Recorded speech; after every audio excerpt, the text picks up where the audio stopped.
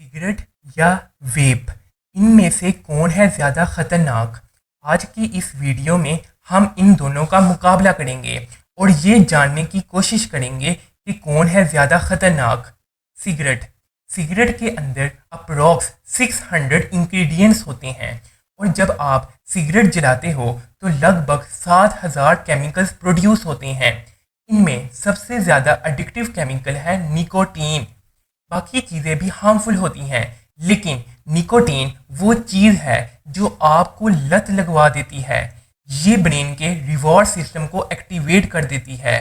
जब आपने पफ लिया यानी सुटा लगाया, ब्रेन में डोपामीन का हिट हुआ, बहुत अच्छा लगा।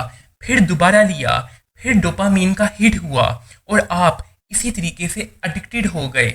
फिर आता है टार, जो आपके फेफड़ों को काला कर देता है। कुछ लोगों के होंठ भी काले हो जाते हैं क्योंकि वहाँ टार जमा हो जाता है। ये टार फेफड़ों में भी चला जाता है। सिगरेट आपकी ब्लड में ऑक्सीजन की कमी कर देता है, लेकिन इसके अलावा इसमें बेंजीन, लेड और बहुत सारे कार्सिनोजेंस होते हैं। कार्सिनोजेंस वो होते हैं जिनकी वजह से कैंसर होता है। ये सारे नुकसान किसको नहीं पता, सबको पता है। सिगरेट अगर इतनी ही बुरी है तो लोग इसे क्यों पीते हैं? The simple answer is addiction.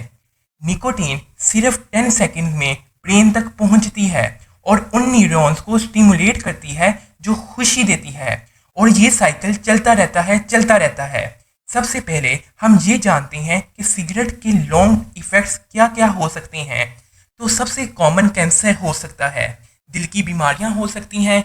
दुनिया भर में हर साल 80 लाख लोग सिगरेट पीने की वजह से मर जाते हैं और उनमें खाली पाकिस्तान में 1,60,000 लोग टोबैको से रिलेटेड बीमारियों से मर जाते हैं। थोड़ा सा हिस्ट्री जान लेते हैं। 1929 में न्यूयॉर्क में ईस्टर डे परेड चल रही थी।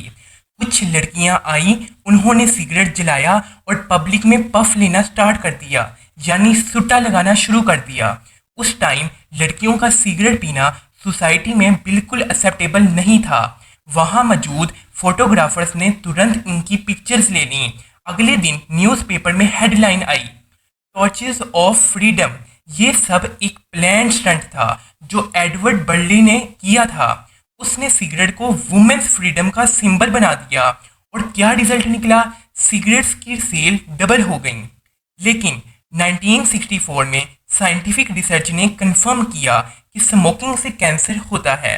स्मोकर्स के अंदर लंग कैंसर के चांसेस 22 टाइम्स ज़्यादा होते हैं। अब आते हैं वेप पर कि वेप किस बला का नाम है।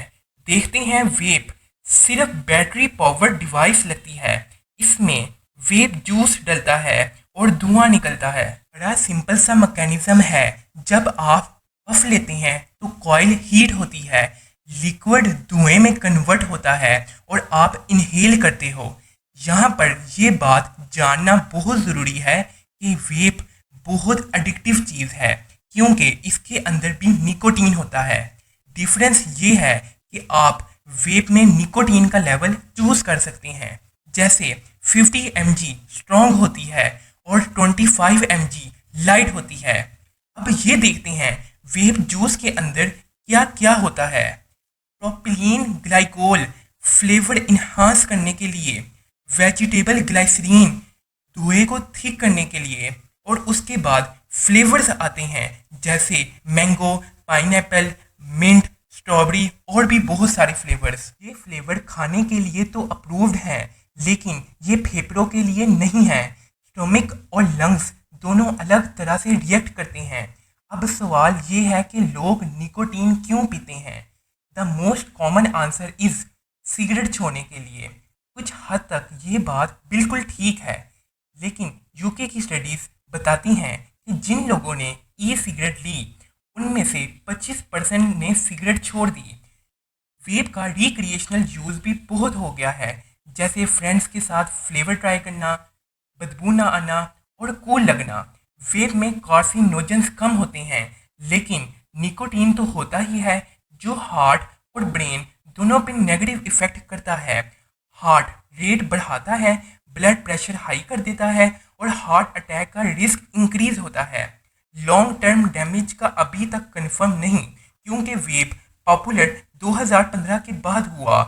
जैसे सिगरेट का नुकसान समझने में 40 से 50 साल लगे हैं, ऐसे ही वेप को लग सकते हैं। वेप का असल मकसद सिगरेट को छुड़ाना था, लेकिन वो कहीं ब्लड हो गया, बल्कि ख़त्म हो गया। बहुत सारे लोग जो सिगरेट नहीं पीते थे वो भी वेप पीना स्टार्ट हो गए। 2019 में नेशनल हेल्थ सर्विस उन लोगों को वेप रिकमेंड करते थे जो बहुत ज़्यादा सिगरेट पीते थे, और ये रिजल्ट निकला कि बहुत सारे लोगों ने सिगरेट पीना छोड़ दिया और वेप यूज़ करने लग गए। हमने इन दोनों को यानी वेप और सिगरेट को स्टडी कर लिया है, तो आए हम इनको कंपेयर करते हैं। इन दोनों में ज़्यादा खतरनाक कौन है? इसका आंसर है कि vape is lot more safer than cigarette. फर्ज करो कि एक इंसान निकोटीन को छोड़ता है तो पहले 3 घंटे में ब्रेन निकोटीन ड्रॉप फील करता है। 2 दिन बाद क्रेविंग बहुत ज़्यादा स्ट्रांग हो जाती है।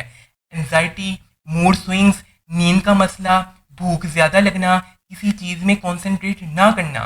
लेकिन 2 to 3 वीक्स बाद फेफड़े पहले से बेहतर काम करना स्टार्ट कर देते हैं, क्रेविंग कम हो जाती है, मूड अच्छा हो जाता है, नींद बेहतर आना शुरू हो जाती है। बेस्ट ऑफ लक उन सब के लिए जो निकोटीन क्विट करना चाहते हैं।